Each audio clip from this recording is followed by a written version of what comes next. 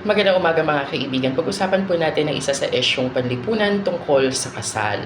Meron po kasing nagtanong na maaari pa daw ba niyang pakasalan ang kanyang nobyo na ito ay bedridden na or nasa bingit na ng kamatayan. Meron pa naman po itong um, um, consciousness or nakakasagot pa naman kaso masyado na pong mahina ito para pumirma doon sa marriage contract. Yes na yes po ang sagot dyan.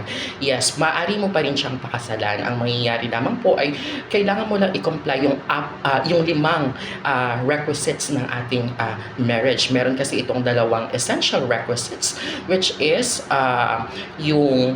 both contracting parties must be of a legal age. Pangalawa is that the consent freely given to the solemnizing officer. And then yung formal requisites naman is that the solemnizing officer must be authorized.